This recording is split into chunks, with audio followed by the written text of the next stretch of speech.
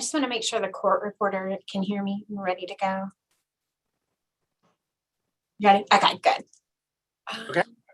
We got one more person joining, but it looks like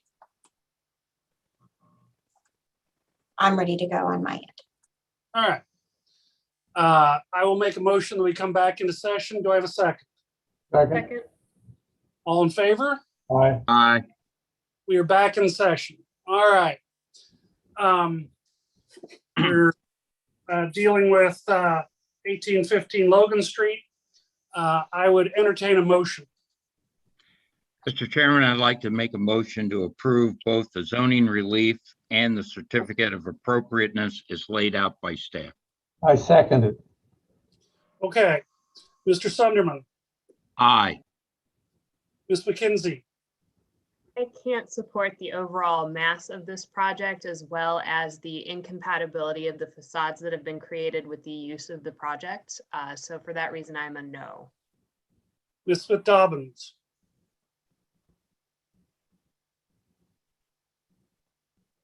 I've got some reservations, but overall, we do need parking down there. So I'm gonna go yes, but I do have reservations. Mr. Weiss, Yes. Mr. Zelasco, No, based on the same sentiments of Ms. Allison.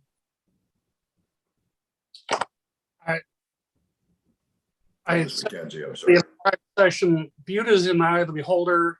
This is not what I would have done, but I think it meets a overriding need for the area. And for that reason, I'm going to vote yes. Item number 4, 1815 Logan Street is approved. All right. That Thank brings you. to item number 5, 422 Glenway, the Schulte House. Ms. Johnson?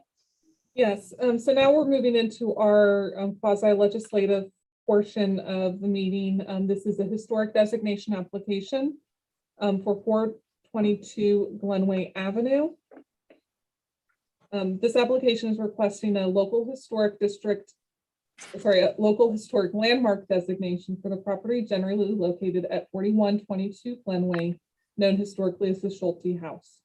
The landmark designation is sought for the building and the site on the parcel 017900740070 based on criterion 3, which embodies the distinctive characteristic of a type, period, method of construction, or that represents a significant and distinguishable entity whose components may lack individual distinction. The West Price Hill Community Council does have authority and standing to submit an application for the designation of the property for 1437-07-2-A.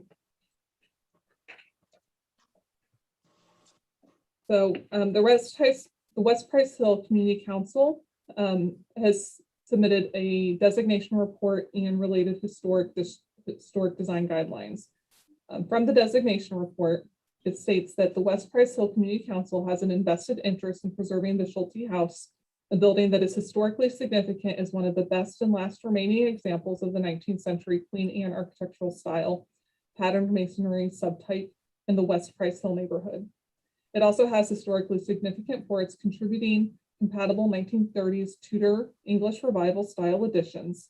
The Schulte House exhibits distinctive characteristics of a 19th century Queen Anne pattern masonry residential building. The Schulte House also features distinctive I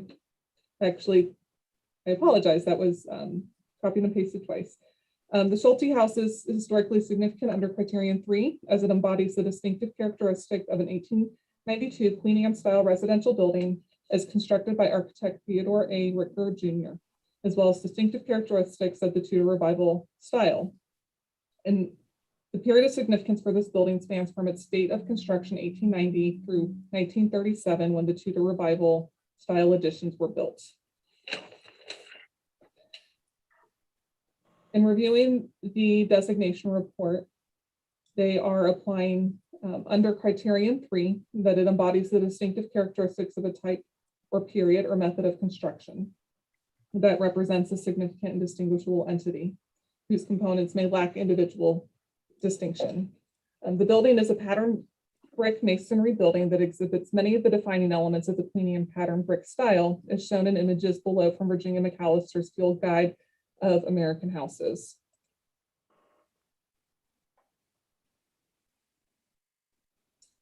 It includes the parapet gables, bay windows, corbelline asymmetrical patterns, and steeply pitched roofs.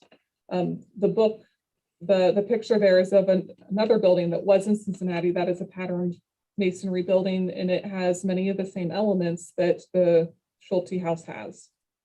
The Tudor additions from the 1930s are also historically architectural significant, as they show example of changing tastes and styles, as well as the conversion of the building from residential to commercial. As the board is well aware, the designation criteria that we have is based off of the National Register criteria. So looking for references and looking at guidance from the National Register Bulletin, it states that a property can be significant not only for the way it was originally constructed or crafted, but also for the way it was adapted to the later period, or for the way it illustrates changing taste, attitude, and uses over a period of time. Also, the building is one of the only remaining examples of large estate residences along Glenway Avenue from the late 1800s to early 1900s that characterized early West Price Hill prior to the development of the automobile and transition of Glenway Avenue from residential to auto-oriented corridor. Also from the National Register Bulletin. Comparative information is particularly important to consider when evaluating the integrity of a property that is a rare or surviving example of its type. The property may have an essential physical features that enable it to convey its historic character or information. The rarity and poor condition, however, of other extant examples of the type may justify accepting a greater degree of alteration or fewer features, provided that enough of the property survives for it to be a significant resource. So considering those two guidance features from the National Register, staff is supportive of the designation. We do find that the proposed guidelines are also compatible with the Secretary of Interior standards for historic preservation and represent best practices. There was a staff conference that was held by the Department of City Planning and Engagement. The applicant, city staff, the property owners, representatives, and members from the public were in attendance. 6 people spoke in support of the designation, 4 people spoke against the designation, including the property owner, potential purchaser, and their legal representation. There have been when the report was written, there had been 35 letters and emails from community members that were in support of the designation. There had been 4 letters and emails from community members, 2 letters from legal representation, and a letter from the potential buyer of the property in opposition of the designation. Staff does recommend that the Historic Conservation Board recommend to the City Planning Commission and to the Cincinnati City Council for the designation of the entire tax parcel 017-900-740070, 4122 Glenway Avenue, also known as the Schulte House, as a historic landmark, and the adoption of the related historic guidelines, subject to the condition that any construction proposed upon the proposed historic landmark shall comply with the proposed historic conservation guidelines. Thank you very much. All right, a couple housekeeping items on this. Mr. Zelasco is recusing himself. And next, I'd like to understand, we have the West Price Hill Community Council, who are the applicants. Who will be speaking on behalf of them? Chairman Voss, my name is Sean Suter. I'm attorney for the West Price Hill Community Council. All right, hold on just a second. Then we have 2 other interested parties. The potential owner, I guess it's the Boys and Girls Club, and the existing owner. Who will be speaking for one or both of those? I'm Tim Burke. I will be presenting a number of people from the Boys and Girls Club who will be speaking. Steve Hunt, I think, will now be able to connect, at least by telephone, on behalf of the Radel interests. All Yeah, right. Steve Hunt here. I will be speaking on behalf of the property owner. All right. The way our guidelines read is that the applicant will have effectively an extended period of time to present.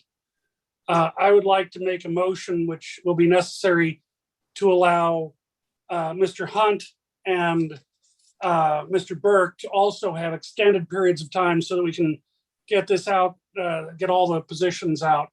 And But to do that, Mr. Voss, can I just clarify that that applies to our witnesses? I don't intend to take more than about 5 minutes. Jeff Razor's testimony is going to take some time, and Okay. that's going to be critical. Because Mr. Burke, that this matter has been presented to the board.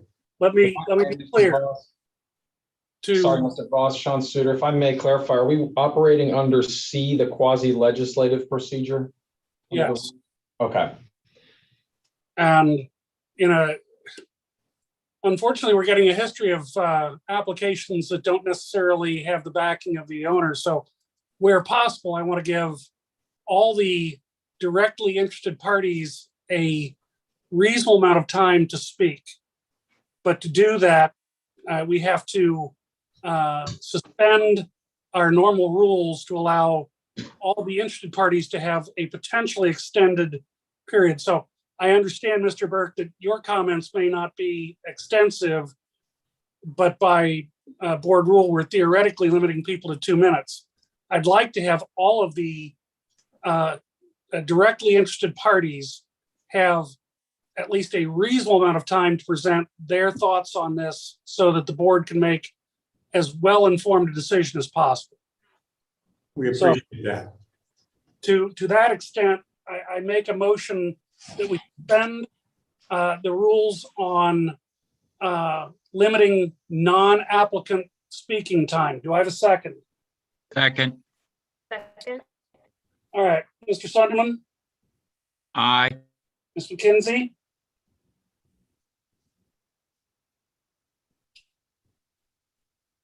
Ms. McKenzie, Looks like she may be froze. Ms. Smith Dobbins, Yes. Mr. White. Yes, I vote yes. Okay. With that groundwork, we've expanded a little bit on what our rules allow so that we can get things moving. I would like to start with Mr. Suter as the representative of the applicant. Mr. Suter, go ahead.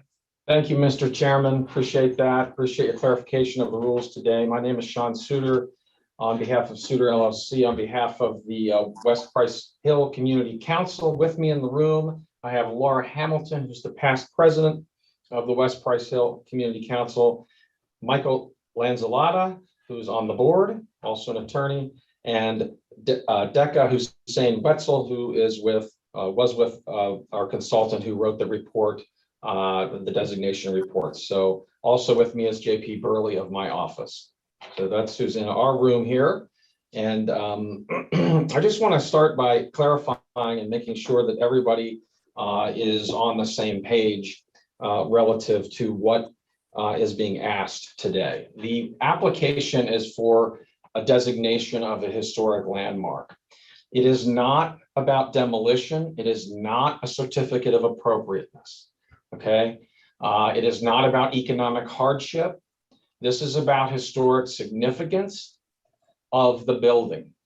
And you're going to hear a lot, and you've already seen in letters that have been submitted, a lot of talk about economic hardship and the difficulty of making a building like this work from an economic standpoint. That is not what you're here to address today. This is not a COA. The Banker's Choice case that was referenced in Mr. Burke's letter is not applicable necessarily because this is not a COA. The Davis Furniture Building was a certificate of appropriateness or demolition.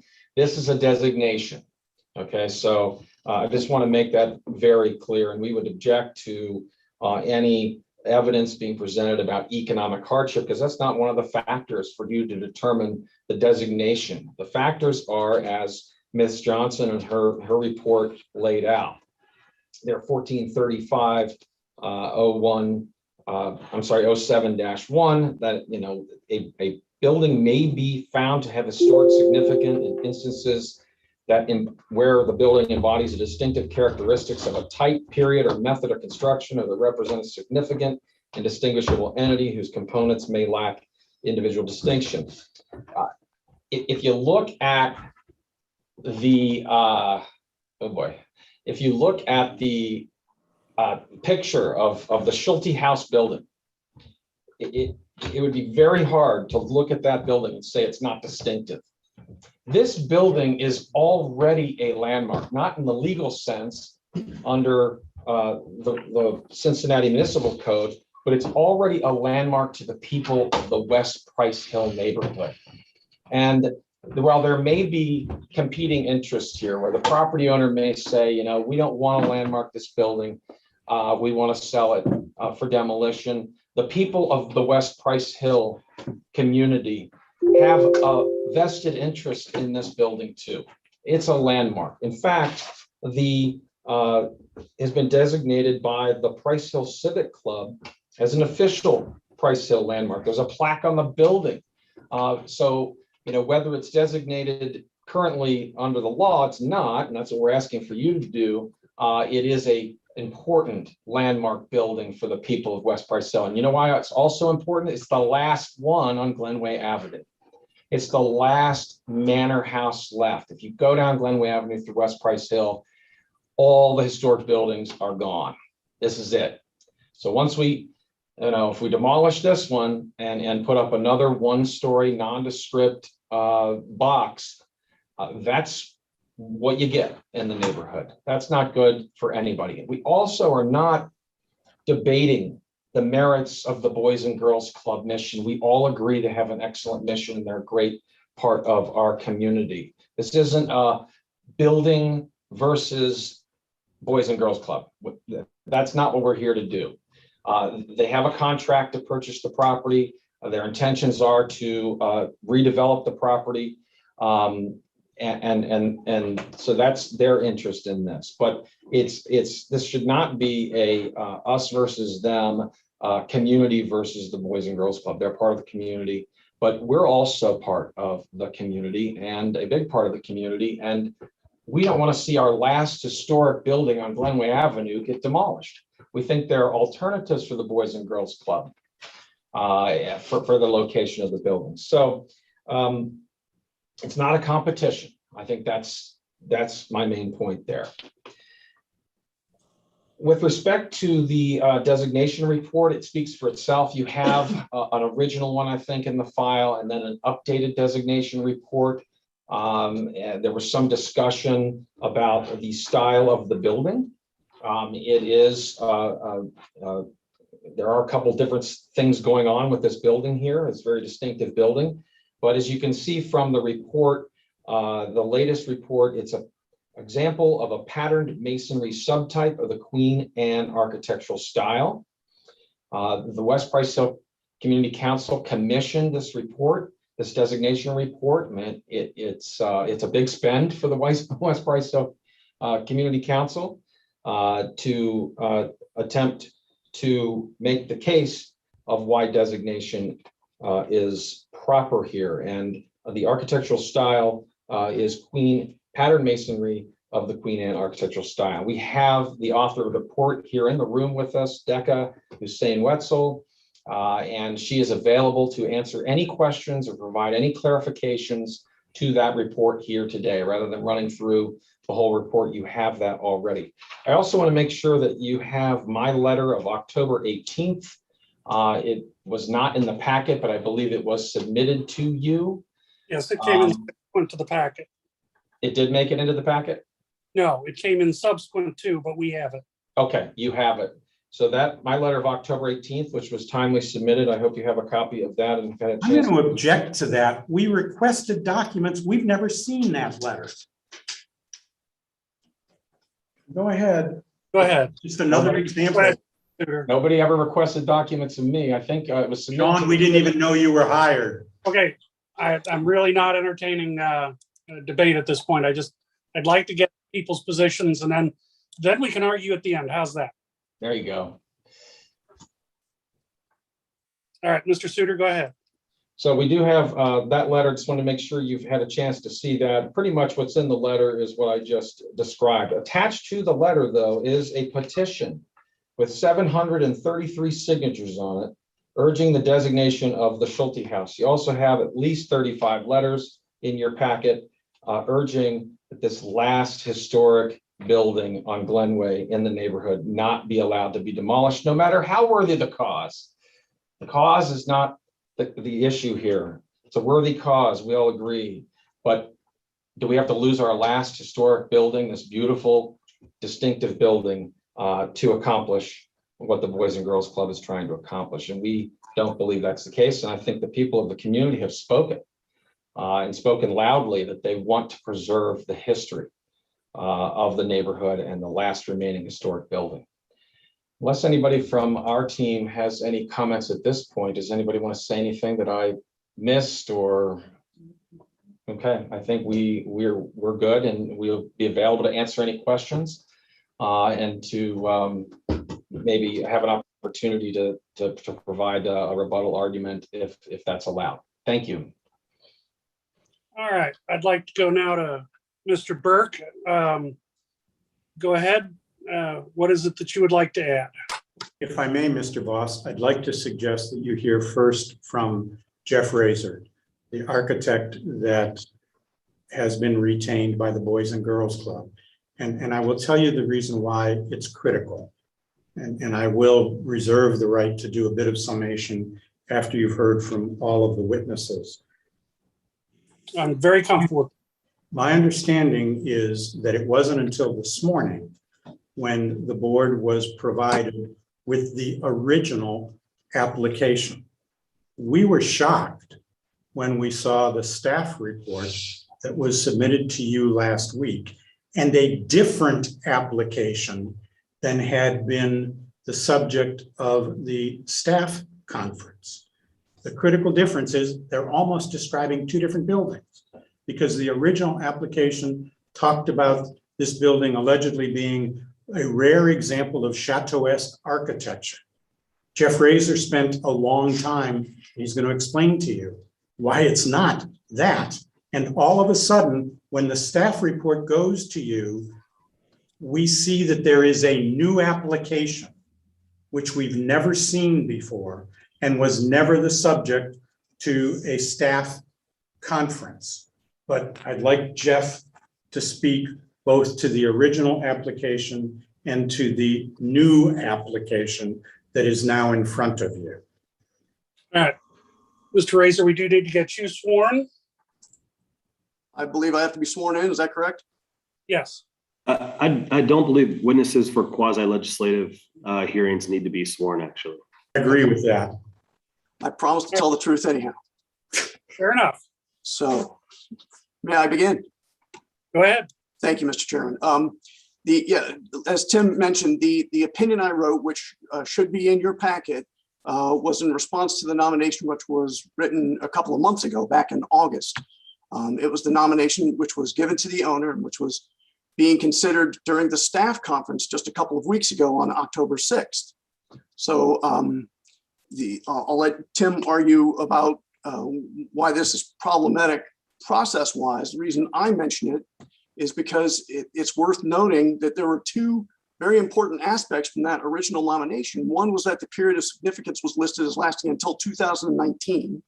The other is that the original building was being classified as Chateau-esque style, made no mention of the building being Queen Anne. Now, in fact, the nomination went into great detail for a number of paragraphs talking about how this was Chateau-esque architecture. This was an excellent example of very rare architectural style, which was why it was significant.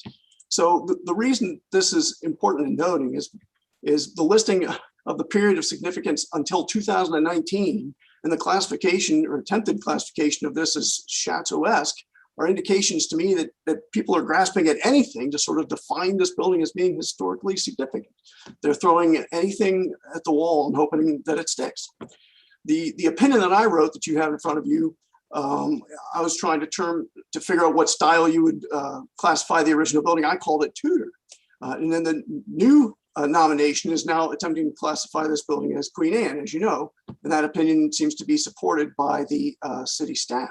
So now we've had three professionals try to classify this building as three and possibly even four styles: Chateau-esque by the architect who wrote the original nomination, Tudor by me, and Queen Anne according to the new application. There was also some mention in the staff report about Italian Renaissance. When I first saw that, I thought that staff was saying that the sketch showing masonry decoration was in the Italian Renaissance chapter in McAllister, but it's not. It's squarely in the Queen Anne chapter. So I'm not sure why Italian Renaissance is being mentioned as part of this. So the fact that 3 professionals have tried to classify this building in at least 3 architectural styles should serve as a clear indication that this building is not a particularly good example of any architectural style, and certainly not as architecturally significant as a landmark should be. Now, regarding the Queen Anne style, the original building does not have enough Queen Anne aspects to be significant. Just because an old building has a feature or two that look like a feature in a picture, which is in an architectural style book, doesn't make that building historic. Calling this building Queen Anne is a reach at best for several reasons. And if you remember that picture, I believe the statement was made that this building 4122 has a lot of the features of that were encapsulated in that picture. It does not. It has one that I can see, maybe, but it doesn't have the rest. And I'll go into that in greater detail now. But calling us Queen Anne is a big stretch. The original building had an oriel window on the west side, I believe it was. But that oriel window, which should be very ornate, is actually very mundane, not ornate. It has flat infill panels, not fish scale or diamond shaped siding. And the trim is very simplistic white flat boards. The building doesn't have its original roofing, which was probably slate, may have been slate, and it doesn't have much roof ornament, if any roof ornament. The building has a hodgepodge of windows and window painting. Some of that window painting is more reminiscent of other styles like Georgian, which would also explain the wood dentil molding under the cornice. The main feature that seems to be used for clarifying or classifying this building as Queen Anne is the parapetted wall dormer on the south elevation. Now, the original application called this a Flemish wall parapet dormer, but parapet wall dormers are used on several different styles, including Tudor.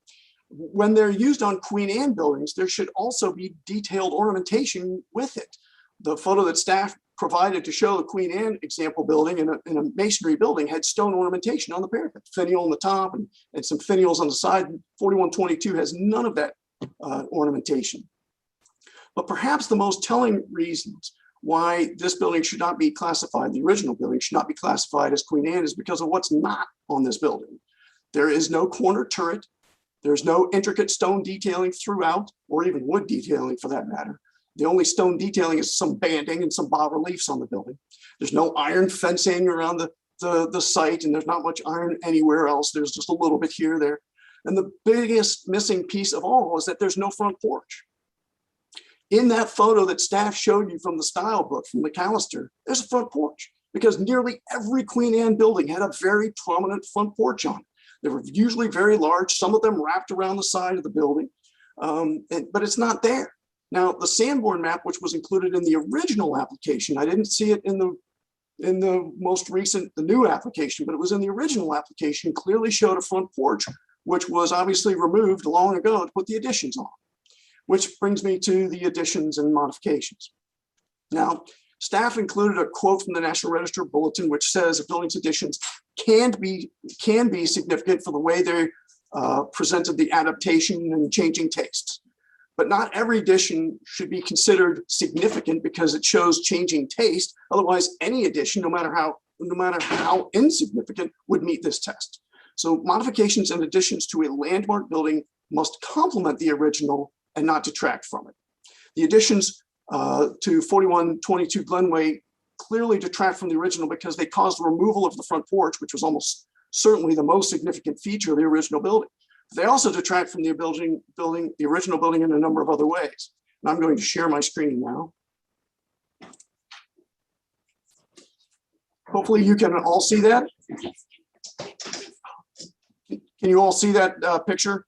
Yes. Okay, it's a photograph of the building, and those modifications or those labels on the building are mine, the red and the yellow stuff. So as you can see, this is a view from the here we go. Let me go to the other one real quick. This is a view from the southeast. I'll start with this one. First of all, the little angled part of the building here between the two yellow polygons, we believe that is mostly original, but we're not sure. But it has been severely altered, substantially altered.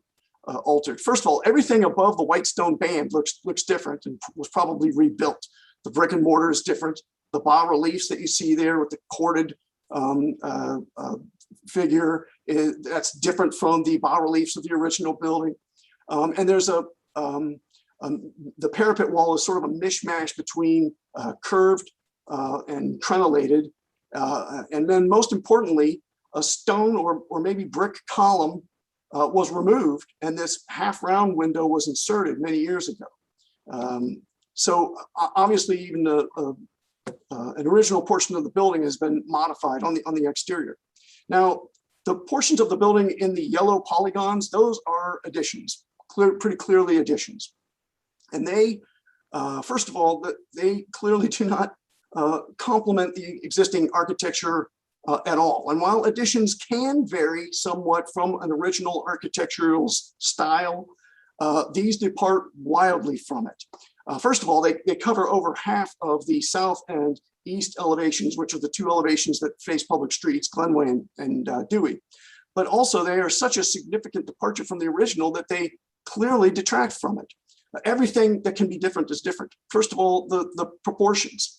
The massing went from tall and narrow massing of bays to short and wide bays. The windows are wildly different. The painting is different. The operations and even the sills and headers and surrounds are much different.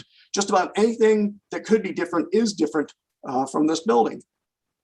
Now, on the other side of the building, this is a view from the northeast.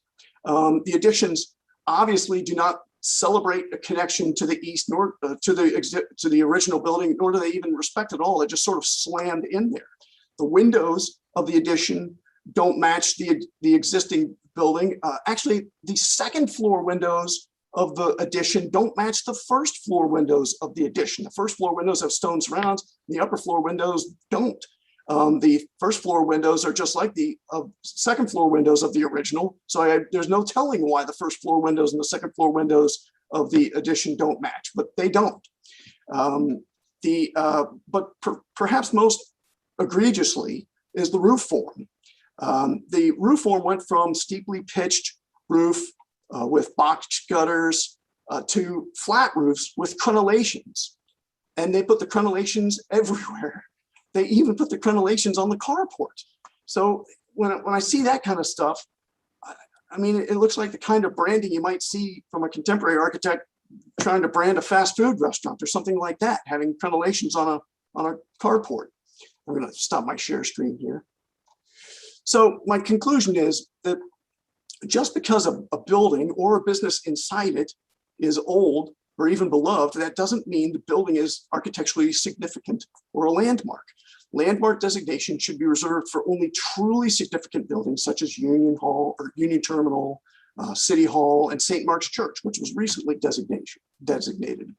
If this building is designated as a historic landmark, then a lot of the owner's rights will be taken from it. So this is a very serious action which should be reserved for only the most important buildings in the city, which are genuinely historically significant. Historic designation should not be misused as a way to express regret for demolitions of other nearby buildings in the past. And it shouldn't be used as a tool for expressing fond sentiment for the memory of a building.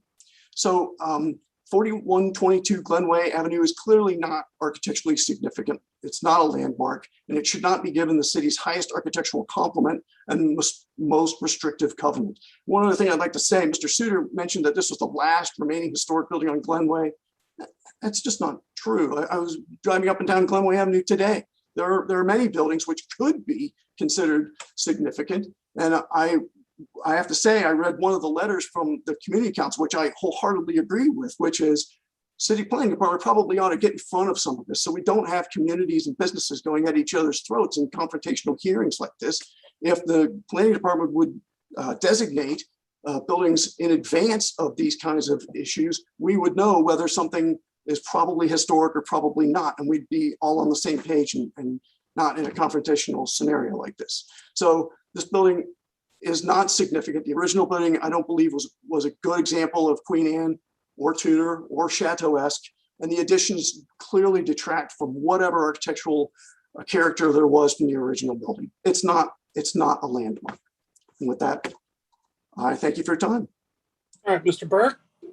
Who else would you like to have present? I would like to suggest that you hear next from Steve Hunt, the attorney for the Radels. Okay. Mr. Hunt? Good evening. Good evening. Steve Hunt. I am an attorney with the law firm of Aronoff, Rosen and Hunt, and I represent Radel Funeral Services, the owner of the subject property. And the family has owned this site since 1933. They closed their funeral home there, though, in 2020, and that had nothing to do with COVID. It just had to be closed. And as you've heard, the building has been significantly renovated by the family since they bought it. Many times they've done renovations. And it's important to note that the family has been trying to sell this property for 11 years. And the only parties that have expressed an interest in the property want to demolish the building. No one could find a way to salvage the building. It's also important to note that the Community Council never contacted my client regarding the historic designation request before the contract was entered into with the Boys and Girls Club. And no one, as far as I know, from the Community Council has been inside the building.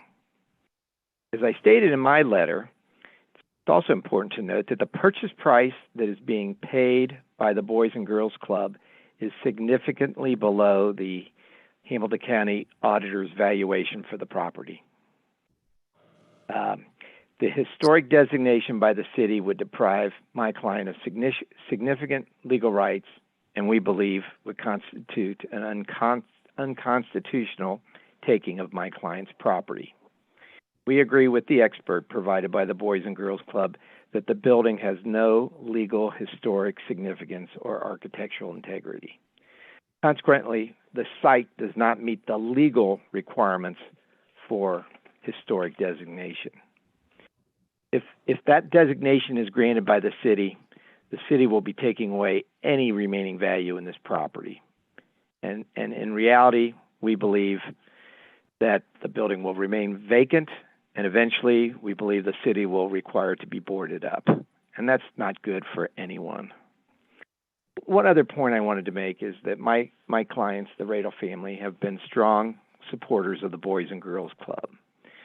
The club has done a great addition for the community. When they built the building right down the street, we understand it hit capacity within months of its opening.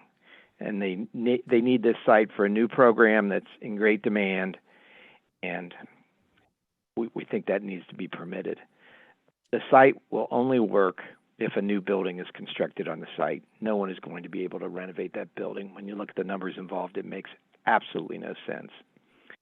So for the reasons stated, we request that the application be denied. And I thank you and would be happy to answer any questions. All right, Mr. Burke, anyone else? Yes, Mr. Voss, we have 4 other witnesses from the Boys and Girls Club, all of whom have promised to be 2 minutes apiece. And I would like to begin with Crystal Allen, who is the Vice President for Operations of the Boys and Girls Club, and who ran the Shakely Boys and Girls Club immediately across the street for many years before being promoted to her current position. Crystal? Good evening. Thank you so much. There are 2 points that I really want to point out about why the Teen Workforce Development Center is so important. Number one, it will ensure physical and emotional safety for our teens. On October the 15th, Chief Isaacs had an article where he talked about how more juveniles have been arrested for homicides this year than he's ever seen in his 30-year career. And that is important because our clubs, our spaces, this workforce development space will provide a space for teens to feel both physically and emotionally safe. As I was the club director there for nearly 4 years, I personally witnessed high prostitution trafficking as well as drug trafficking right there on the corner of where the Radel property is. In fact, in the parking lot, there was a lot of illegal activity taking place. And that activity would make its way to the Boys and Girls Club property in the evenings, so much so that we had to put up gates to protect our kiddos and our space. I personally walked out one day and there was a car in the parking lot where people were shooting up drugs. I personally witnessed that. The other thing that it will do is it will build community. There's been a lot of talk about building community, and this Teen Workforce Development Center will do that. It will allow our teens to have the opportunity to build a community that has helped to build them. The kids will not have to be able to move outside of the community. We know a lot of folks in Price Hill are moving out, and we want our teens to be empowered to stay in their community and to build their community. And then finally, I'd like to share a story that you all may be familiar with about someone named Bryant Green. So on Sunday, September 30th, 2018, you may recall that there was a murder that took place right in front of the Radel Funeral Home. I was at the club at the moment when that took place and saw that young man's body laying out on the street. Ironically, a couple weeks ago, I had an interview with a lady named Amanda Hines, who happened to be the godmother of Bryant Green. And I shared with her our plans and what we wanted to do with the Radel property. And she said to me, Miss Crystal, I wish something like that was there when my godson was growing up. Perhaps he could have been saved. And so, you will hear more testimony about how critical having a teen workforce development center is. There are things that we do really, really well. And one of the areas that we know we can do even better in is serving our teens to help them become self-sufficient adults. Bill Bresser is the CEO of the Boys and Girls Club. Bill. Mr. Vaughn, this is Mr. Suter. I just have a question. Shouldn't we stick to those things that are relevant to the designation of this building and its historic significance? I mean, Mr. Razor, I don't agree with his conclusions, but at least address the historic significance. These witnesses, like we said, we're not debating the merits of the Boys and Girls Club. It's a great organization. This has to do with significance of the building. So I would ask that the board please limit the testimony or the statements to the issue at hand. Mr. Chairman, this is an application to rezone the property by declaring it to be a historic landmark. I believe this is fair testimony as to why the property should not be rezoned. And this is a legislative hearing. This is not the kind of quasi-judicial hearing that you conduct when you conduct a certificate of appropriateness hearing. I think this testimony is important for you to understand why the property should not be rezoned as a historic landmark. I appreciate what you're suggesting, Mr. Suter, and certainly don't want to get too far down the rabbit hole. On the other hand, I think Mr. Burke's observation is valid. This is a quasi-legislative hearing, and as such, having expanded the opportunity for people to speak, I don't want to then turn around and say, no, you can't. So within reason, I want to continue down this path. Sure. Mr. Bresser? Yes. Go ahead. Thank you. Yes, my name is Bill Bresser. I'm the CEO of the Boys and Girls Clubs of Greater Cincinnati, and we oppose the historic designation of the Radel Funeral Home. Boys and Girls Clubs made significant investments in Price Hill, namely the Shakely Club Crystal referenced, $4 million to build that. We currently have the Radel property, as you know, right across from Shakely under contract to deepen our commitment in the community. That would be another $3 million commitment to further develop Price Hill and deepen our commitment to the kids there. A youth workforce development center would focus on 10th through 12th graders. Our teens have told us they don't want to attend a place where younger students go, like the existing site there, all under one roof. We want to build a separate site, more staff, bringing colleges and trades, homework help, job readiness. It's important to note the location is very important. It's been said over and over again, well, there are other places to build something like this. There are not. Why? Because transportation is a major barrier for our families. Our families have asked that if we were to build a workforce development center, a youth workforce development center, that we do it across the street in close proximity to the existing site, to to alleviate transportation issues, especially for those families who have more than one child. We also want to use existing amenities like the gym. I don't want to build two gyms. We could still use the existing club right across the street, the Shakely Center. It was mentioned that the community in Price Hill came together and signed a petition. I would submit that that petition was incredibly misleading. It mentioned initially that we wanted to build an office there, which wasn't true, to reallocate taxpayer money. We've never asked for taxpayer money to buy this, that the building was in good shape, that we didn't bother to meet with members of the community council. All of that was misleading. Our families have told us, we've met with parents, caregivers, staff, and youth in Price Hill. Our families have told us that this is the direction that they wanted to go. This plan wasn't devised just by Bill Bresser or Crystal Allen. This was devised by the community there in Price Hill. So I hope that this committee decides to side with Youth Price Hill here and not allow this designation. Thank you. Thank you. I should point out that if, Mr. Suter, you have any cross-examination, that would be made available.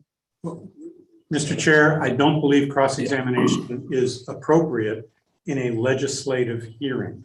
Again, this is, and I think Mr. Stuckey would agree with me that it's not. I would caution against cross-examination or limiting speech based on the content, but I think you could give the applicants, since they are the applicants, an opportunity for rebuttal or to respond to any of the public comments. Which we will. All right, Mr. Burke, who's next? I hope we've still got John Gavazzi from Turnbull Construction available. John, are you here? John, we need you to unmute. Yep, I'm still here. Can you hear? Yes. Yes. You can't hear? Okay, sorry. We hear you. Thanks. I'll be brief here. Basically, I'm John Gavazzi with Turnbull Waller Construction. Our involvement with the project is from a contracting design of the new facility, as well as redevelopment possibilities for the site. The report, I did a summary report that's actually attached in your packet, so I'm not trying to enumerate through all those pieces, but basically myself and Jim Kaiser, who's another licensed professional, walked the property to do some assessment for the Boys and Girls Club. And obviously the condition that it currently resides in presents a number of problems for the proposed development, and really, for that matter, ultimately any reuse of the property from the perspective of what will have to be done in order to make that property a usable entity at some future point. So I tend to side with the Rattle's attorney in terms of and echoing his conclusions as to the, is this property ultimately ever going to be redeveloped? I think just from what I have seen and what we have walked, it is going to be a difficult proposition, and more importantly, from the Boys and Girls Clubs, the present property and how it actually lays out, it doesn't allow for them to have an efficient, ultimate facility that will be conducive to the program that they're trying to put together. So again, just reiterating, with the number of challenges, with the condition of the building, with the ADA challenges to get in and out of the property to make it actually, compliant.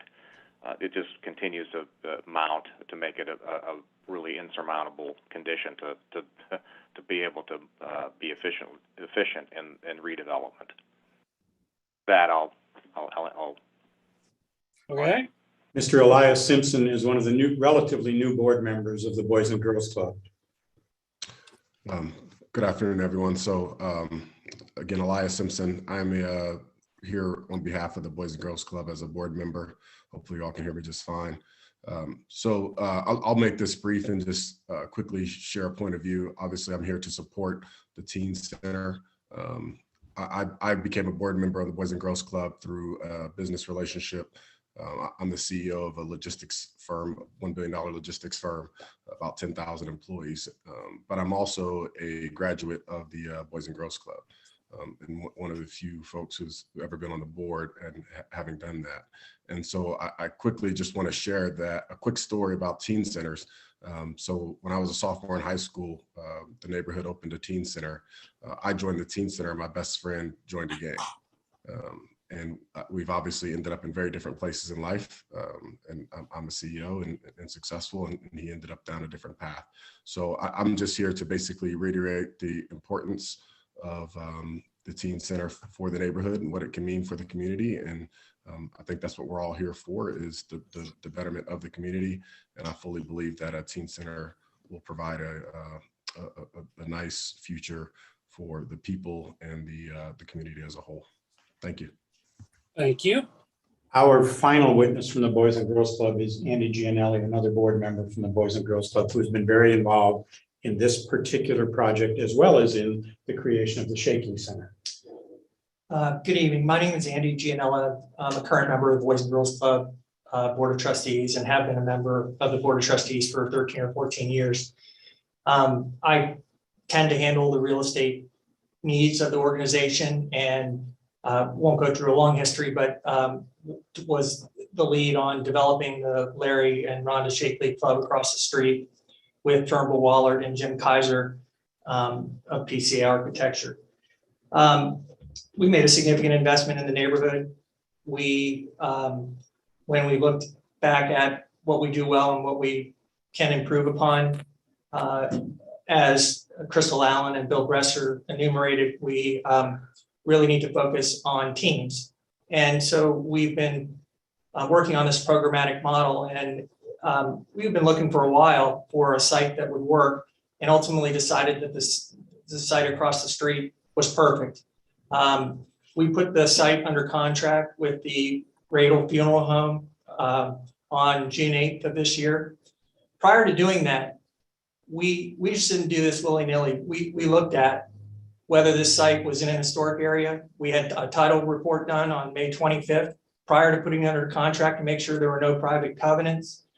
We looked at the zoning. The zoning permits our use as a matter of right. I understand that it's the applicant's right to file this application, but we didn't take this lightly. We looked at this from the standpoint of, does our proposed use work for the community? And if you look at a lot of the factors that the city of Cincinnati has enumerated in terms of the goals of having a building designated historic, not only would they not be served in this case by granting the applicant's application, but the opposite is true. If the Boys and Girls Club is allowed to pursue its program and build its building, that will actually serve a lot of the enumerated goals in terms of eliminating blight, creating jobs, creating training, et cetera. Mr. Suter mentioned that the West Price Hill Community Council had a big spend on the architectural report. We've spent a tremendous amount of money since we put this under contract and prior to the time that the application was filed by the West Price Hill Community Council. We've had a phase 1 done, a phase 2 done. We had an asbestos report done. We had title and survey done. And I'm not saying that to complain. I mean, it is what it is. But what I am saying to point out is we have been completely above board. Unlike what's in the petition that was mentioned earlier, we have not hidden from anybody. We met with Mayor Cranley on Wednesday, June 30th. At his behest, West Price Hill members of the West Price Hill Community Council, all were at that meeting. We considered alternative sites. They asked us specifically if we could use the property directly to the east of our Shakely Club, and we said absolutely, but that was already committed to someone else. We looked at the old Sears building down at on Gilsey. It was way too big, had substantial issues, way too expensive, way more than what we need. There's a letter in the packet from a member of the community saying that they're actively looking for other alternatives for us. And it references a site that's available, an unimproved site for $30,000 that's down by West High. We looked at that with Rachel Hastings of Price Hill Will. And it's not in the right location for the transportation reasons. We could have rushed to file an application for a demo permit. And, we didn't do that. We met with the community, and what that got us was this application. Again, not complaining, I'll leave the summation up to Tim, but this is one where the application shouldn't prevail as a matter of law. The facts don't support it and equity doesn't support it. And we would respectfully ask you to deny it. Thank you. All right, Mr. Burke? Mr. Voss, those are all of our witnesses. I would like the opportunity to do a closing argument. I would prefer to do that after hearing whatever rebuttal testimony there may be. And I do recognize that Sean gets the last word. All right, Mr. Suter, do you have any rebuttal testimony? Yes, thank you, Mr. Voss. Appreciate it. A few things here to clarify, and then ask the folks in the room here with me to also clarify some things. But one question I have for the board to ask everyone on the call is, why are some neighborhoods allowed to have nice historic buildings and other ones, like West Price Hill, it's okay to tear everything down? That seems to be the disparity in this city. A neighborhood like West Price Hill, it's okay to tear it down. Another neighborhood, absolutely not. We cherish our historic buildings. We know that historic preservation and historic buildings add to the character and the richness of a community. All people should have access to them. And this is a landmark in West Price Hill. And it is one of the last, if not the last, historic residential building on Glenway Avenue in the West Price Hill neighborhood. And so that's what we're asking for it to be preserved. Historic buildings are tough. We all know that. You see them all the time. There is not an easy historic building. All the landmarks in the city of Cincinnati, think the Carew Tower, think Music Hall, those are difficult buildings. No one said that owning a historic building like the Schulte House is easy or cheap or anything, right? It's challenging, but that's not the standard, whether it's challenging. We're not talking about demolition today. If this is designated a historic landmark, then that question about demolition, if there's an application made for demolition will be heard another time. But that's not what we're here to discuss today. We're not here to discuss the merits of the Boys and Girls Club. We all agree it's a great organization. The question is, does the neighborhood need to lose this landmark building, we'll call little L landmark building, in order to accomplish the Boys and Girls Club's mission? And the community has spoken out against this. 700 and some signatures on a petition, 35 letters in opposition. You have the representation of the community council here today with you saying, no, we want to preserve our last real piece of history on Glenway Avenue in our neighborhood and that character. We don't want to replace with another box, no matter how good the mission is within that box. So that's where we are. I have some clarifications I'd like Decca to make about the type of Queen Anne, that subtype of Queen Anne that this pattern masonry is, and why that's an important distinction, and some other elements to rebut what Mr. Razor said. And then I would ask Laura to provide some additional comments, and then Michael as well. So maybe we start with Decca to clarify some of the statements made by Mr. Razor relative to the historic significance. I apologize for the interruption, but is there a procedure for asking for a short restroom break? Yes. If not, there should be. We're going to take 5 minutes because the board wants to take a restroom break. Thank you. Okay. I will be less fidgety, I assure you. Okay.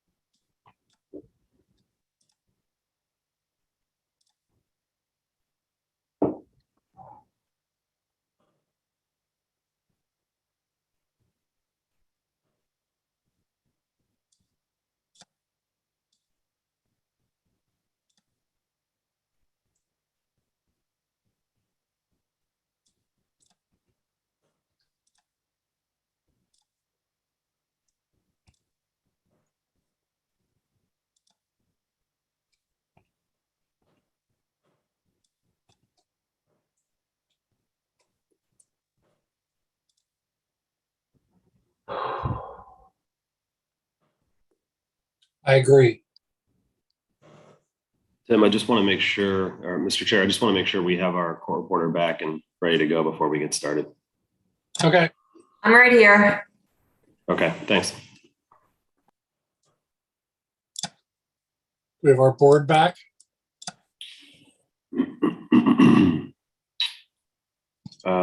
We do, yes. Okay. Mr. Suter, I'm sorry, who was?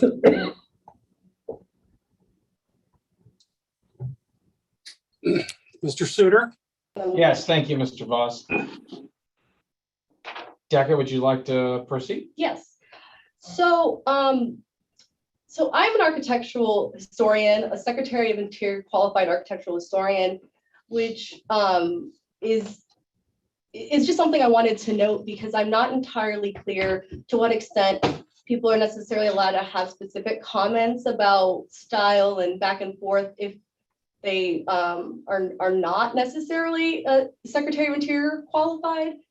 So I think that matters a little bit. And so when we talk about this historical significance, like I do have a great ability to explain the rationale behind nominating this as as a significant building that was one of the last remaining 19th century upper class Queen Anne residences in the Glenway Avenue corridor in West Price Hill.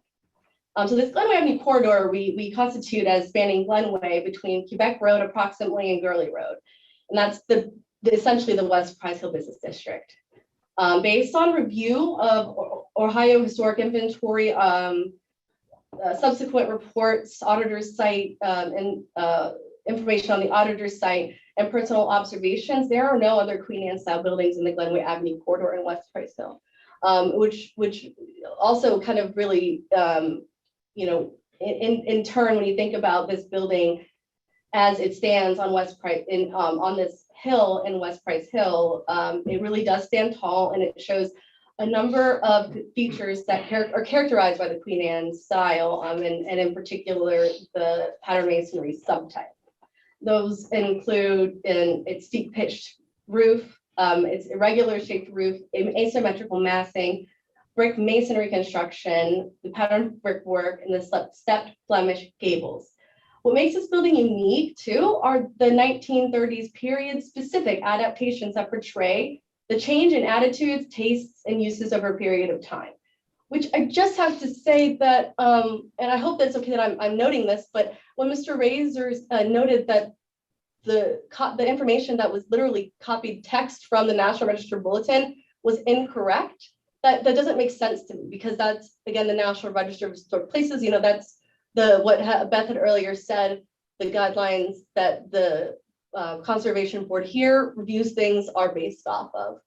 So it doesn't really make sense to say that that's not important, because the period of significance, as Beth had also noted, was between 1890 to 1937.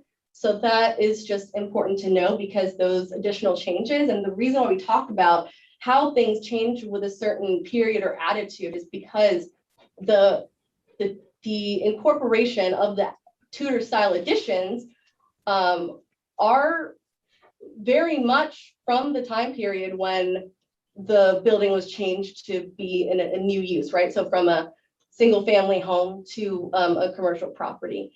And so you're really seeing the changes that that happened over time in West Price Hill as a community and on Glenway. And you're seeing this with the single one building that's still there remaining. You can see this. So I do have to say that, if the building is not, nominated, it just based on all of these characteristics, these distinctive characteristics of the Queen Anne pattern masonry and the Tudor / English revival style, and really those two styles are kind of put together when you read like historic preservation materials, and sometimes some people will identify them together, and sometimes they're identified separately. This specific building exhibits the Tudor characteristics, which is, again, I said 1930s. So again, as a qualified architectural historian, I think that it's also, when you're talking about, so Mr. Razor had noted the crenellations, the carport, and all the additions. That's historically significant. So I guess I definitely would disagree to his comments of that not mattering, and that he also noted a number of things about stone ornamentation not being there, but there is stone ornamentation, and so including the keystone that's above that archway stone. So so those are just a couple of the specifics with, I think, that what we had in our packet here on, I believe, page 10, that I feel that it is important to make sure that when you're talking about historic property, the people who are properly qualified to talk about it are the ones to have the conversations, because they don't just slap on you're a qualified, your Secretary of Interior standard qualified if it doesn't mean something. So really, I just really wanted to kind of make that important distinction. So I think with that, I would more appreciate if the people in the community council here were to be the ones to speak to the importance of this for themselves. Thank you. All right, Laura. Hi, my name is Laura Hamilton. I am a former president and board member of the West Price Hill Community Council. I sat on the board of the West Price Hill Community Council back in 2013. We were formerly known as the Price Hill Civic Club, when we gave out plaques to some longstanding businesses, including Mr. Radel, denoting that they were Price Hill landmarks. And I understand that that's a colloquial neighborhood landmark designation versus the legal definition of what you folks use here. I get that as a lay person, but I think it's also important to point out that when that was done, that was 8 years ago. The building was under no threat that we knew of. There was no reason to designate the building as a landmark, other than that's really what it means to the community. This is a place that is burned into the collective memory of our community. And preservation is important to all communities and to all people in communities. And preserving this building would even be good for the children who are clients of the Boys and Girls Club. And moving to that topic, I want to clarify a few things. So one member of our community council has been the point of contact.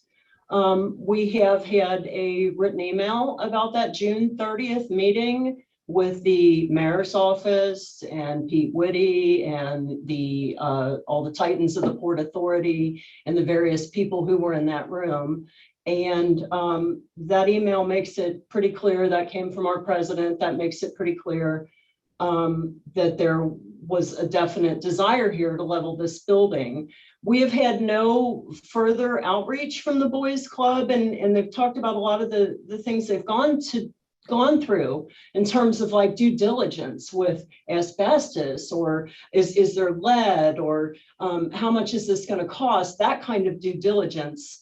And a community-driven organization should also see due diligence as meeting with the actual community. I realize they say they met with their clients, but they should have met with the community. And in fact, our board has been asking for that. And our president has told us that Mr. Bresser can't have meetings, even a Zoom meeting, because he's a very busy man and has a disabled child. And so that's important to point out here is that we're willing to talk, but we're also supportive of the Boys Club and its mission. We can certainly use the services of a teen center. We can certainly always use more places for the young folks in our community to go to gain skills. I, in fact, myself grew up on welfare, lived in a poor community, depended on the after-school programs at the McKee Rec Center in Northside, depended on the free meals that were given there all summer long. And my children and grandchildren would qualify for any program that's offered at the Boys Club right now. So certainly we are not against them or against their idea, but there are a lot of vacant properties, available properties, vacant land along this same corridor. And we're having a tough time with this sort of transportation explanation, because this is a teen center to serve high school students.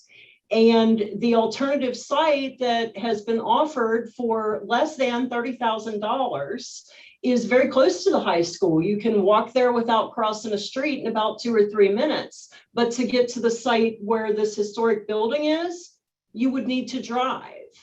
So, you know, I would assume the kids are going to be coming here after school, and it would be very convenient and very safe. And after all, we do want a walkable community that, you know, all the community can participate in. It would be the perfect spot. It's just a couple doors down from the library. It's got it all. So I wanted to point that out as well. And finally, that we would certainly not want to do anything adversarial to Mr. Radel, who has been a longstanding member of our community. Their business has certainly reaped the benefits of being a longstanding member of our community. But we don't want to leave him holding the bag here, and he knows that. And we have had contact with him. I've personally spoken to him on the phone, June the 29th and August the 25th, and my call logs do prove that. But he's been, you know, reluctant to have much conversation. He says we have to talk to the Boys Club. So with all of that said, just to recap, this building is historically significant in the eyes of the community, in the eyes of the city's Urban Conservatory, in the eyes of our consultant that we have hired. And the Boys Club's validity of their programming is certainly not at issue. We support them and would be happy to assist in their endeavors if they would come to the table in good faith. And finally, as for Mr. Radel, we certainly would like him to come to the table in good faith. We don't want him to have to own a building that means so much to us if he thinks so little of it as to just allow it to be torn down like this. Thanks. I'm Michael Lanzalotta. As Mr. Suter said, I am an attorney here in Cincinnati, a Price Hill resident and a member of the West Price Hill Community Council Board. My experience is the mirror opposite of Laura's. I grew up in Delhi Township when it was still pretty rural. I saw the suburban development of Delhi Township and wanted absolutely nothing to do with it. And I certainly don't want Glenway Avenue to end up looking like Delhi Pike or Coleraine Avenue. It's the architectural variety and the history that attracted me to West Price Hill 40 years ago. So I have that perspective. Some of the comments made are about crime and issues like that. I don't believe are particularly relevant, but it's kind of interesting to note that the assault, the murder that took place was actually in front of the Boys and Girls Club, from what I understand. And I ran down the street. certainly there's nothing in the nature of the Boys and Girls Club building, their mission, or their existence in that block that would keep something like that from happening. It didn't that time. A new building a few feet away certainly would not have an effect on that type of activity. The Sears building was mentioned, and it's just too big, and because it's big, it's inappropriate for their purpose. It's a street level lot. If they want to knock down this beautiful old mansion and pull out tons and tons and tons of soil to bring that lot down to a serviceable elevation, why couldn't they tear down the old Sears building that, while quaint and part of the community, certainly does not have the architectural interest and architectural elements that a building like the Schulte building has. Tear that down, you've got a level surface and you can build right away. It just, the argument does not make any sense. I drive down Glenway almost every day. I can see the Schulte mansion from 4.5 blocks away. Anybody within 4.5 blocks of that building in any direction sees it sitting on top of that hill and have seen it, the lifelong residents, for their entire lives. It is a centerpiece to the community. It is the centerpiece for that those few blocks of the business district. It's woven into our fabric, and it is significant to the neighbors. It's significant to the culture and the well-being of the neighborhood. Yes, what the Boys and Girls Club offers is significant. It's important. We support it, and we want to make sure that our neighborhood can accommodate them in their needs, but not at the price of tearing down an old architectural jewel like this building. Our council made reference to the lack of preservation on the west side of Cincinnati. I'm in a phenomenal old building right now in Columbia, Tusculum. Where is our Columbia Tusculum on the west side of town? Where in West Price Hill do we have the type of significant buildings of Hyde Park, Mount Lookout, even Madisonville? What little we have left, we're now determined to preserve. We need your help to allow us to do so. As Laura indicated, the Radel family has benefited from their presence in our community for over 100 years. Dare I say, it's made the Radel family wealthy. That shouldn't be relevant, but their argument has made it relevant. And the community council is determined to make sure that he is not stuck with a white elephant that he's not interested in preserving and has no use for.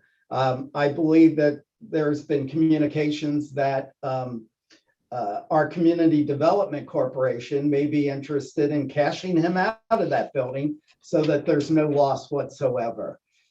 Other alternative sites have been provided. As I said, the Sears site is close to the Boys and Girls Club current building. It would be very easily made ready to construct a new building on that lot.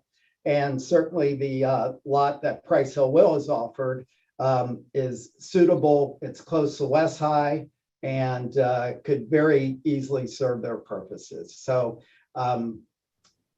I believe the Schulte property is architecturally significant. It is a landmark, as proudly proclaimed by Mr. Radel himself by posting that plaque on his building, declaring it a landmark. we ask that the nomination be made and our petition be approved. Thank you. All right, Mr. Suter, do you have anybody else? No, no one else. I think they said it well. Thank you. All right, I do want to get back to a closing statement from both Mr. Burke and Mr. Suter. We have a couple other people signed up, and I'd like to get thoughts on this. Paul Muller. Paul, still with us? Yes, thank you. Can you hear me? Yes. Okay. Go ahead. First of all, I'm Paul Muller, the Executive Director of the Cincinnati Preservation Association. We really appreciate the serious consideration the Historic Conservation Board gives to its work. I'm here today to support the landmark designation of Schulte residence.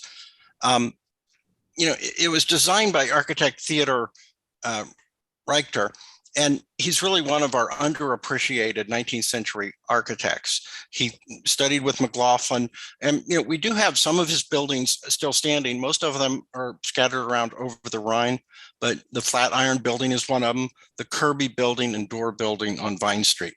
But this was one of his greatest residential commissions, and for that, I think it fits into part of our understanding of Cincinnati's architectural history. And I'm sorry that the style designations caused Mr. Burke's architect so much distress. This was built in a time of, it was an eclectic area. The Victorians' habit of mixing and matching styles is part of the delight of these. And, the labels fit, they land, they move, they change over time. But that should not undermine the importance of this building as a historic landmark in West Price Hill. There are additions to it, and the additions shouldn't subtract from its significance. In this case, they're part of the story it tells. And our historic buildings, when they tell stories about the evolution of our communities, are really important. In this case, the additions record the transition from grand residence to its civic function as a funeral home. It meets the requirements in the code by possessing integrity of location, design, settings, materials, workmanship, feelings, and associations. So I think based on that, you're able to put the landmark designation in place. I appreciate that people have said it is not an economic issue right now. That would come later in a COA, and there could be a lot of study about whether the numbers worked or didn't work, but that is not part of what this hearing is about. And finally, I think there's an interesting question to consider.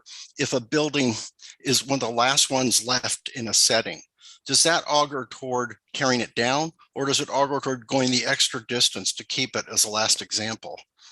I think the community of West Price Hills come forward here to help answer that question. They are asking for the protections that the city provides for important landmarks. Preservation shouldn't just be about over the Rhine. I think that neighborhoods deserve the same level of protection that our ordinances put in place. So with that, I would just say, I hope you would consider putting the landmark designation in place. West Price Hill would really benefit from this. Thank you. And Mary Croft.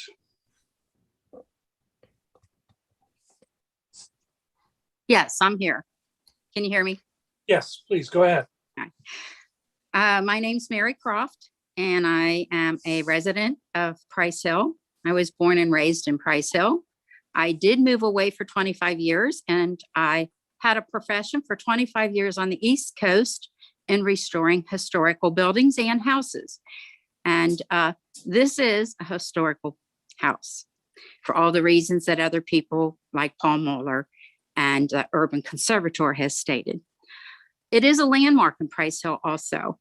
And someone who moved away and came back, I've been back home 15 years, it has saddened me to see how many buildings, not just Price Hill, but frankly, all over this city. I don't get it. Now, I know the East Coast is older than us, but they do a heck of a lot better job of preserving old buildings. But I'm here, and I'm going to give my opinion. The Radel Funeral Home is an iconic building. It sits up on a hill on Glenway. That is a main artery in Price Hill. Many people drive on Glenway every single day of the week. They see that building. I'm 69 years old. I've had many, many, many family members that were laid out there. As West Pike Hill has said, we have, as a community, contributed to Radal's success. They accepted a landmark marking years ago. And I would like to say there is another use. That's an excellent building to be repurposed. One, it's only been vacated since 2020. Two, it has a parking lot. A lot of our buildings, our houses in an urban area don't have a parking lot, and it's a substantial parking lot. I have repurposed and been involved, the project manager of a house on Warsaw Avenue, 3763 Warsaw Avenue, a brick home built in 1909, 5,000 square feet. I was the project manager for a sober living woman's house, greatly needed in Price Hill, as we all know about the opiate overdoses. This home, we raised on our own, our organization, $400,000 to restore it. We took it from a 5-apartment building back to a single family home, totally remodeled it. I will say the price sounds pretty cheap because we had a lot of people who believe in the recovery business, and a lot of services were donated or giving at a lower price. So this building can be repurposed, and it should be, and it would be really a great loss to Price Hill and a great loss because of the architect to the city of Cincinnati. Thank you. Thank you. All right. I'd like to give the attorneys a chance to do a closing presentation. We'll start with Mr. Burke. Mr. Chair, I believe we have one more individual here, Ms. Rosenthal, that's signed up to speak in the public comment portion. I didn't show her as having signed in. Is she here? I am here. Oh, I'm sorry. All right, Ms. Rosenthal, go ahead. Okay. Hi, my name is Sheila Rosenthal. I'm the president of the East Price Hill Improvement Association Community Council. East Price Hill borders West Price Hill, and the Radel Funeral Home is only a few blocks away from our border. Initially, and of course, obviously, East and West Price Hill and Lower Price Hill were all part of one community. And I'm here to support the West Price Hill Community Council's application for the landmark designation for this building. The building is impressive. I thank Mr. Razor for putting pictures up for everyone to see just how impressive the building is. The fact that it was compared to a fast food restaurant is actually laughable. This building is important to the community. Our community has had many beautiful buildings that we've lost over time. And this is one of the last remaining ones, particularly in West Price Hill, which has suffered even more loss of significant buildings than my own community. It's really important that these buildings be preserved. I'll be honest, while I appreciate the architectural features of a building, I could care less about the arguments regarding style.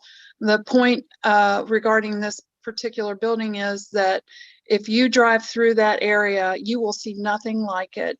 There is nothing else in the community like it, and there's nothing like it in my community or any other one nearby that I can think of. This is a historically significant building. The architecture on it is unique, and our community appreciates it, and we would hate to lose it. It would be a loss not only to the West Price Hill community, but also to the East Price Hill community. And these buildings it's important not only for our past, but also for our future, for our young people to understand where we came from and what we were and what we can be. The Boys and Girls Club is, does a lot of great things, but you know, I believe that there are other ways that they could serve and meet their goals and with regard to the youth and the community. You know, the interesting argument that was made was that they needed a separate building, but also that they plan to use the same building that they have for the gym, and that the kids would share that. We know that, you know, that the buildings that are here can be, the building that the, I'm sorry, the building that the Boys and Girls Club has currently, it was undersized even when they initially built it. We do believe that placing the Boys and Girls Club, their additional building closer to the high school would make tremendous sense, particularly for those young people. But I'd also like to point out that you know, these buildings are all on Glenway Avenue. This is a major bus line. It's served 24 hours a day. Transportation back and forth between these areas is not difficult, and these kids are getting to school and could get from any place on Glenway near the high school down to this area if transportation were an issue. So some of the arguments that are being made don't make sense. It would be a shame to lose this building to a lack of foresight and a lack of appreciation. We definitely appreciate the mission of the Boys and Girls Club, but we ask that they also respect our history and our traditions, and the fact that the community has values things beyond just their mission. Our youth are important. I have attempted in the past to work with the Boys and Girls Club, and have, you know, as a community member, have not had great success. But you know, I do appreciate that they are very deliberate in what they're attempting to do. Please approve this landmark designation for this building. It really is very important. Thank you. All right. David, do we have anybody else that I've missed? No. Okay.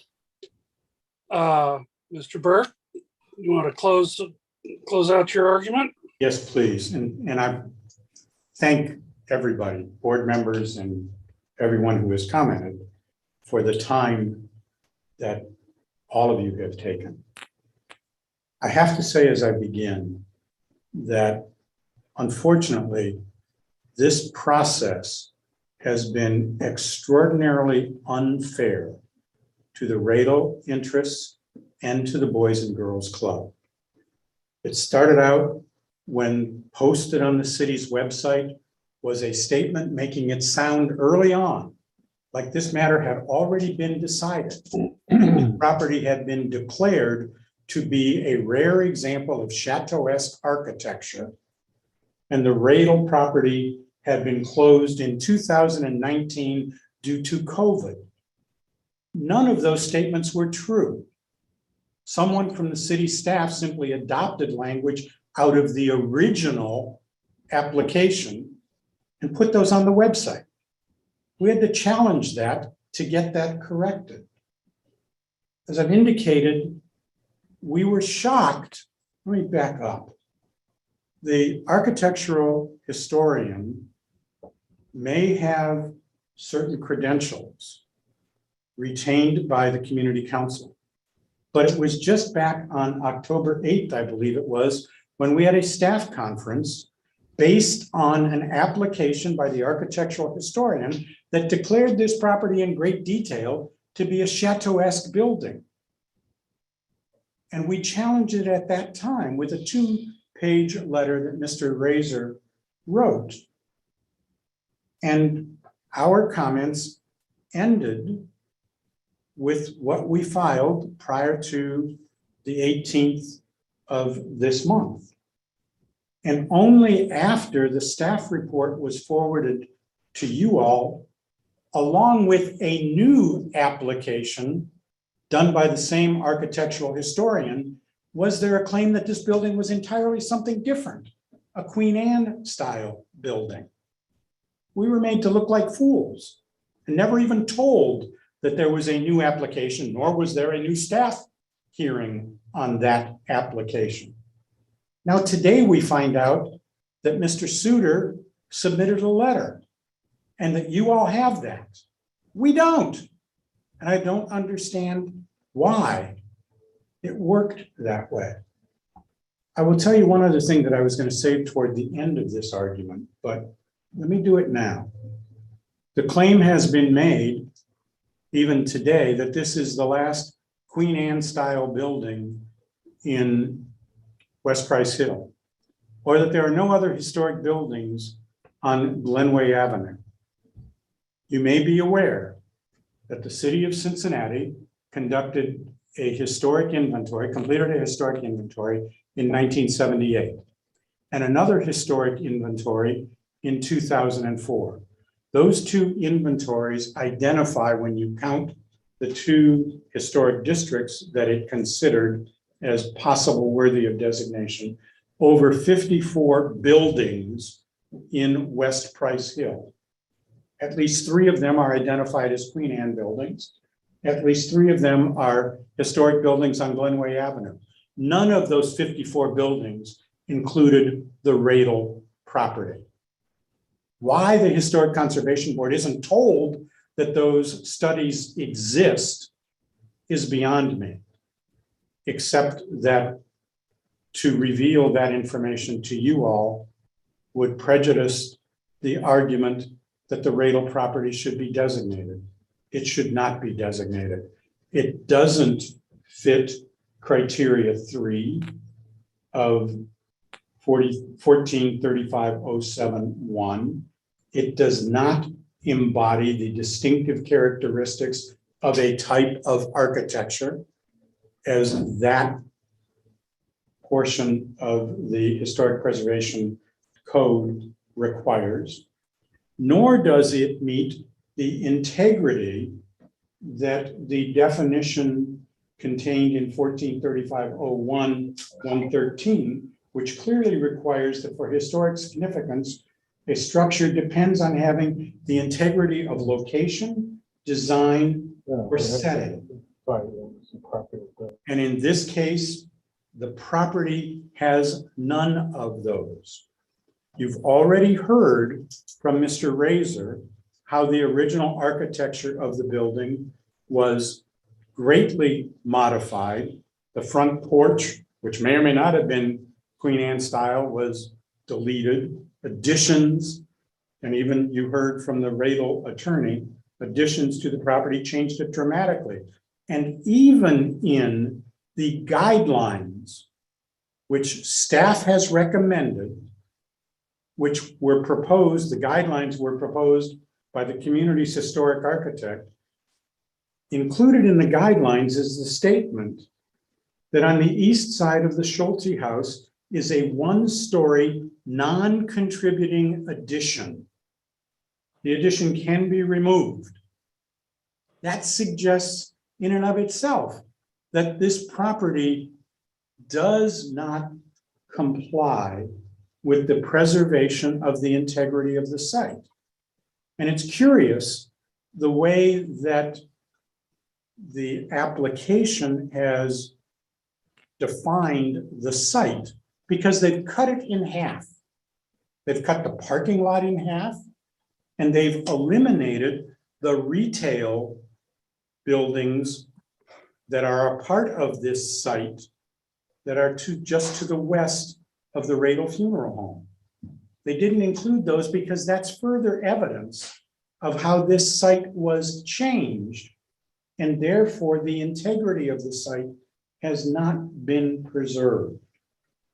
But the bottom line here is, and by the way, nowhere in either the Price Hill plan or in any of the plans that have been completed by the West Price Hill Community Council has anything been written to call out the need to preserve this building. And so when the Boys and Girls Club did their due diligence before entering into the contract, as you heard from witnesses for the Boys and Girls Club, there was nothing to indicate that the community regarded this building as a historic structure worthy of designation. And as a result, what you're creating now, and there's no question that designation will do substantial harm to the Radel property interests because of the controls that this will put on the property. There's also no question that you will do substantial damage to the Boys and Girls Club if this property is designated, recommended for designation. But perhaps most importantly, if you prevent the Boys and Girls Club from creating the Teen Work Center, you'll be doing substantial damage to the children of Price Hill and surrounding communities who don't have the opportunity to benefit from what the Boys and Girls Club proposed to do on that site. All of those facts, as well as the testimony you heard from Turnbull Construction about the inability to economically return this property to a usable form.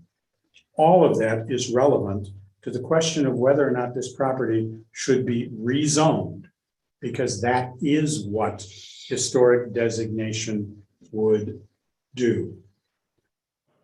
We hope that you will not recommend approval of the historic designation. I also hope that in the future, some steps will be taken so that no property owner in the future will suffer the prejudices that both Radels and the Boys and Girls Club have in this process. They have been substantial and they have been unfair. I do thank you for your consideration. Thank you. Mr. Suter. Thank you, Mr. Voss. Thank you, members of the board, for your time tonight. I know it's late. I don't want to belabor this, but I do want to hit a few points. Mr. Burke and his comments is, I think, totally discounted the importance of the history, preserving the history, the beauty, and the character of this neighborhood. How important that is to the teens of this neighborhood. Why should they be deprived of beautiful architectural history and character? It's indisputable there's nothing else like this on Glenway Avenue.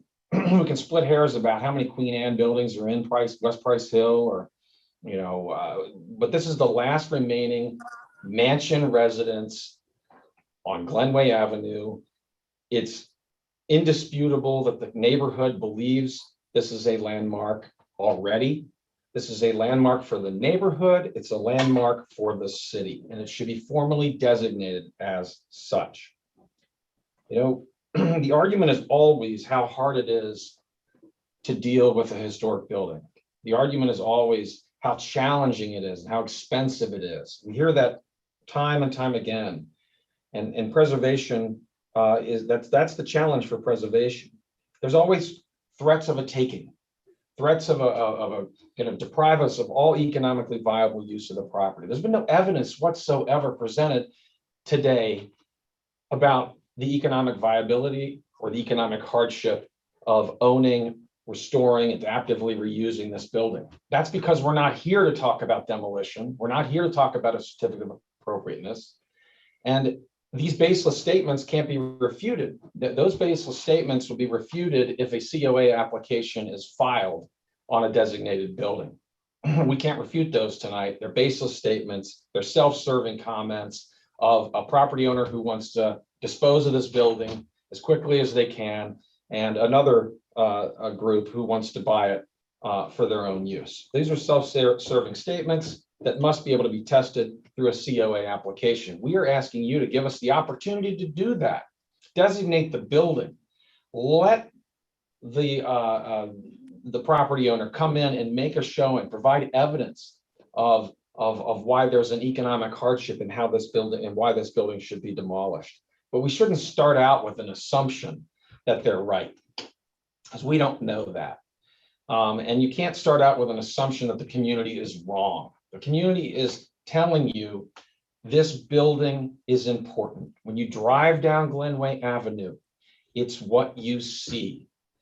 Okay, that should not be discounted.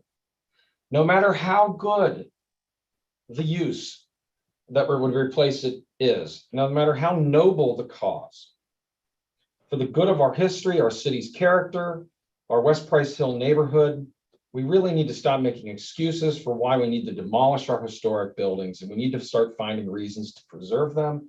And the standard is whether this is a distinctive building. You can't argue this isn't a distinctive building. There's nothing else like it in the city. In fact, it is an example of a patterned masonry subtype of the Queen Anne style, and there's really nothing like it in Cincinnati, but very few examples of it in the entire United States. So while it has been altered according to its use over time. There may be a non-contributing addition that has been made. That doesn't render the entire building insignificant and make it so that it should not be designated. In fact, the architectural style is distinctive. It's a distinctive, it represents distinctive characteristics of a type, a period. The period when people came up the hill and built mansions, right? The period when they built impressive buildings to leave a lasting character on the neighborhood, not one-story boxes. So we're here for the preservation not only of this building, but of the character of this community. It satisfies the standards for historic significance, and it should be designated as a landmark formally. It's a landmark in the hearts and minds of the people of West Price Hill. Now let's landmark it under the law. Thank you. Thank you. All right. I want to give the board an opportunity to question or comment on any of the things that they've heard. I guess I would just like some guidance from the Urban Conservatory. We've heard a lot of conversation about if this building meets a specific style or a period. What is the exact criteria for designation that we are looking at here? Let me get it. Okay.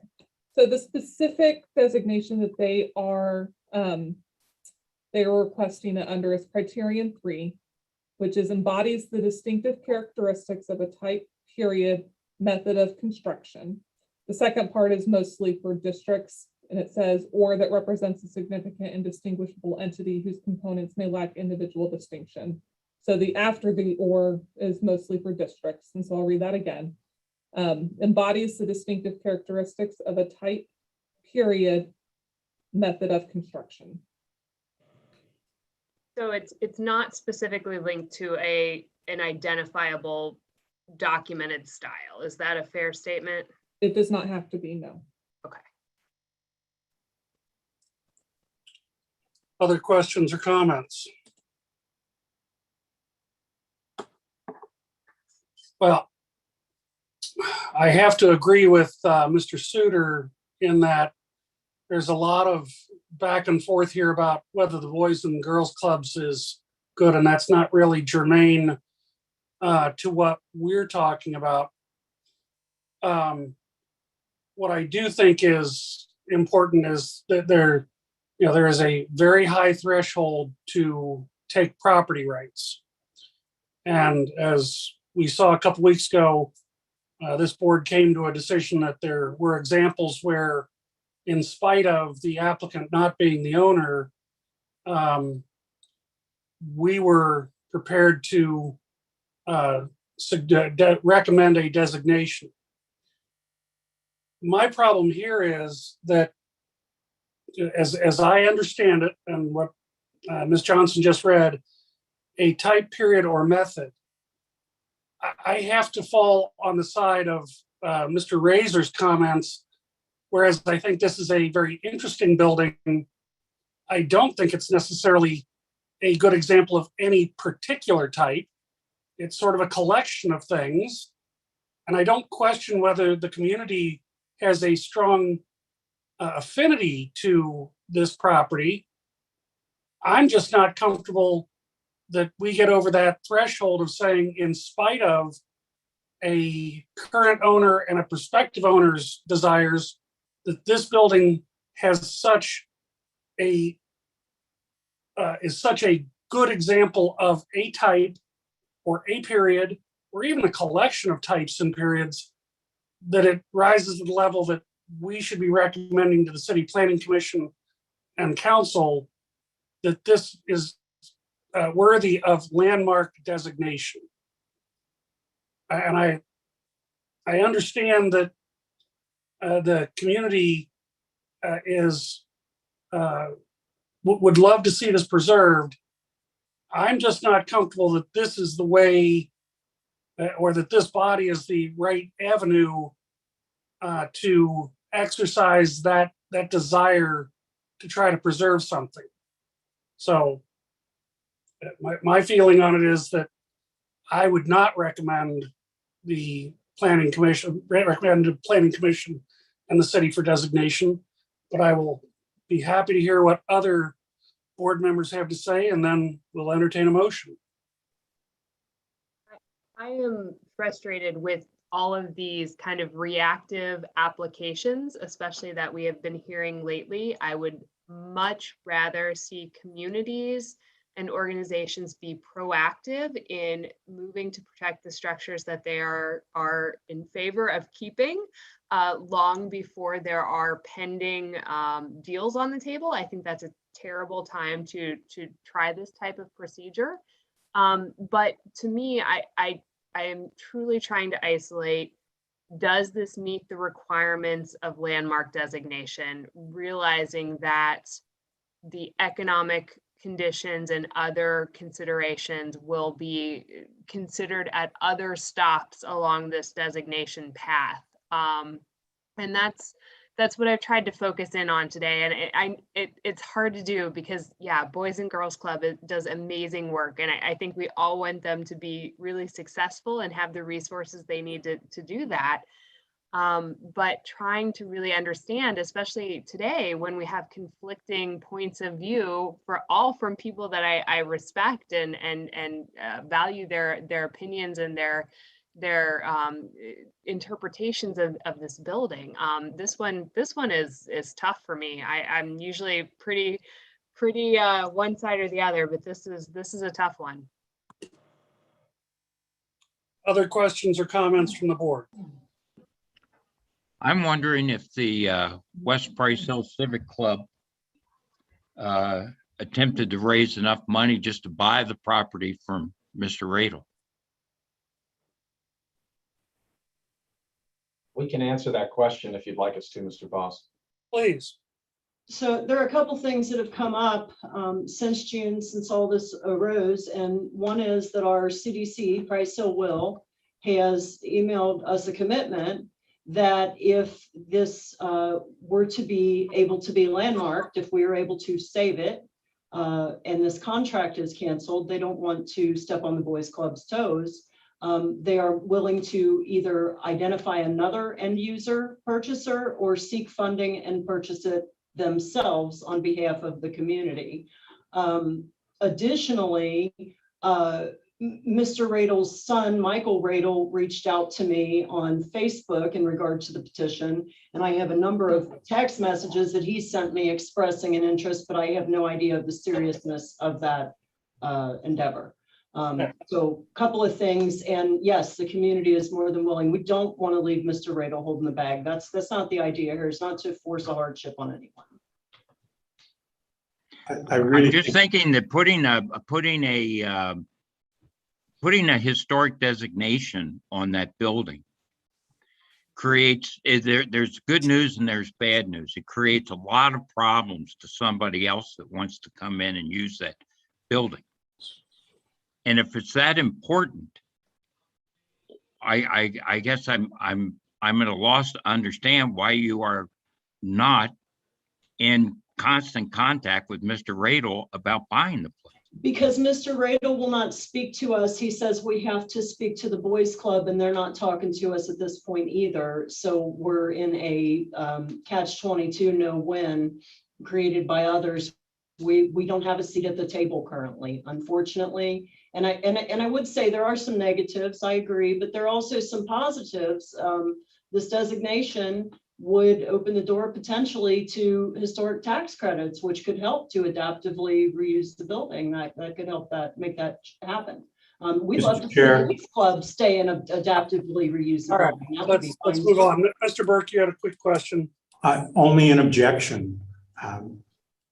We're hearing a lot of new information now that we don't believe is accurate to begin with. But if Listen, direct response to a question from a board member. I appreciate what you're saying. That having been said, I don't want to cut board members off if they have legitimate questions. You're more than welcome to respond to that answer, but I'm not going to say board members can't ask whatever questions they think are germane, and hopefully get answers as best they can from whomever is available. That's fine. I'll withdraw the objection. All right. Other questions or comments?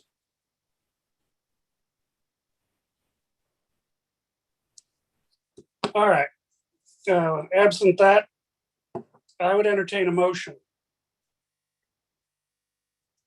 Mr. Chairman, I'd like to make a motion that we do not recommend the historic designation to the Cincinnati City Planning Commission or the Cincinnati City Council. Do I have a second? Second. All right. The motion is to not make the recommendation. Mr. Sunderman, Aye. Ms. McKenzie, No. Ms. Smith Dobbins, Yes. Mr. Weiss.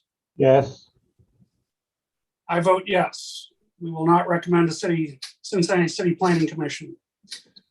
All right. That closes out that item. We also had other business of September 2021 certificate of appropriateness approvals. Does anybody have any questions or comments on the September staff approvals? Absent that, I'll move that we approve the staff approvals for 2021 September COAs. Second. Second. All in favor? Aye. Aye. Any noes? I vote aye. The COAs for September by staff are approved. Ms. Johnson, do we have any other business? I move we adjourn. Second. All in favor? Aye. Aye. Thank you, everyone.